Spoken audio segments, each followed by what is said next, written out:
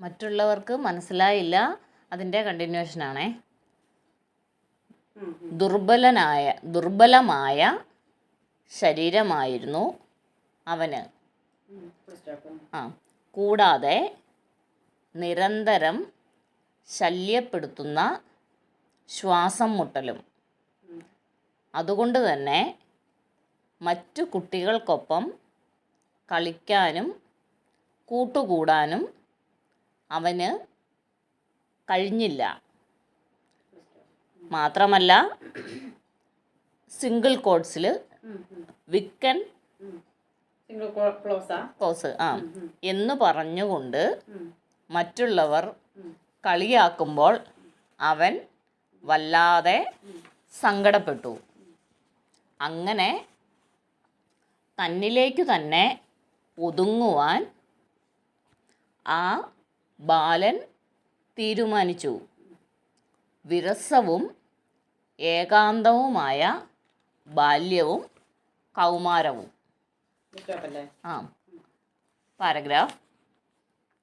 യൗവനത്തിലേക്ക് കടക്കുമ്പോഴാണ് അവൻ ഒരു വലിയ സത്യം മനസ്സിലാക്കുന്നത്.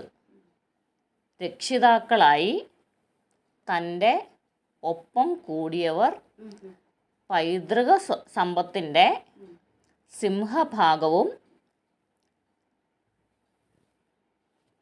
കൈക്കലാക്കി കഴിഞ്ഞിരുന്നു. അവർക്കെതിരെ കോടതിയെ സമീപിക്കാൻ ഡെമോസ്തനിസ്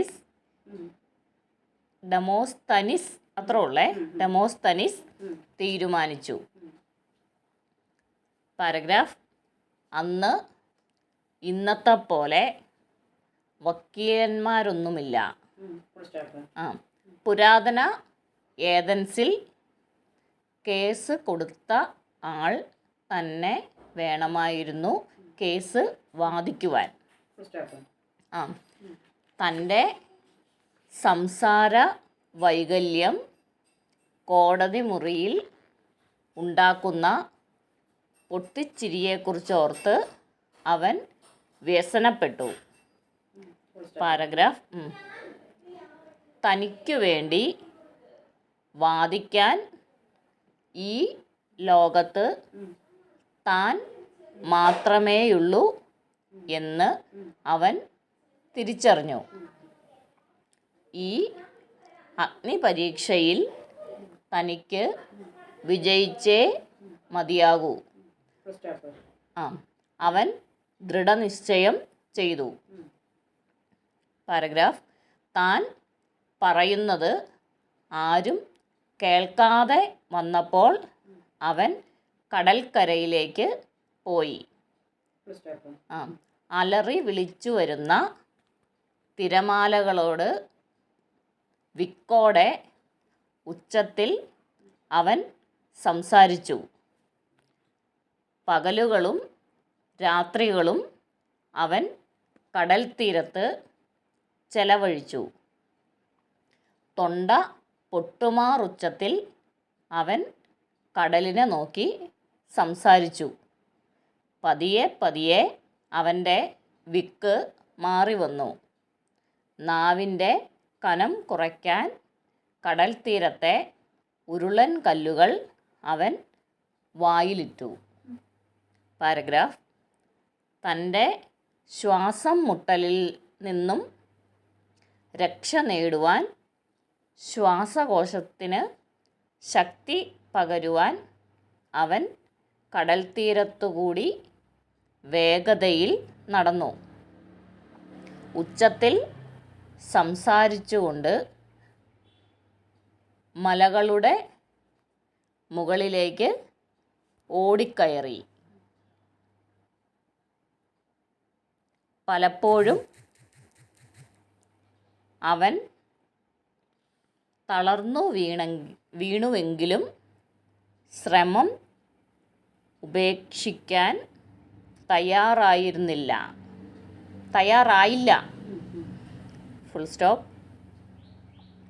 ഗ്രീസിലെ വലിയ കെട്ടിടങ്ങളുടെ പടികൾ അവൻ ഓടിക്കയറി.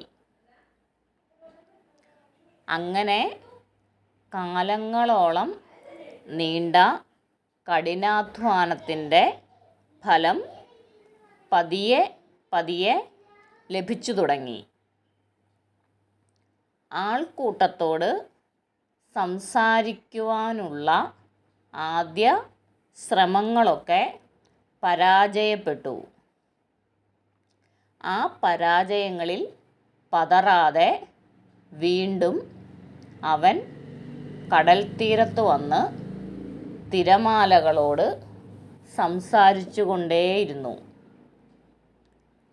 പാരഗ്രാഫ് ഡബിൾ കോട്ട്സിൽ ഞാൻ ഈ ലോകത്തെ ഏറ്റവും വലിയ പ്രഭാഷകനാവും.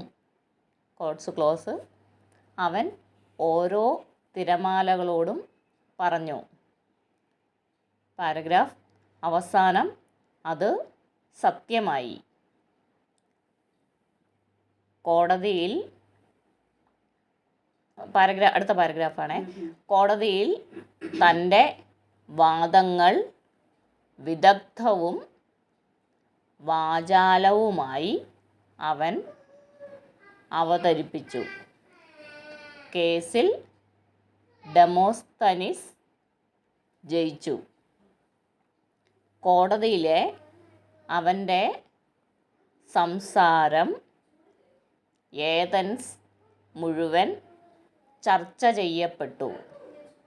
പിന്നീട് ആൾക്കൂട്ടങ്ങളോട് ഡെമോസ്തനിസ് സംസാരിക്കുവാൻ തുടങ്ങി. പിന്നെ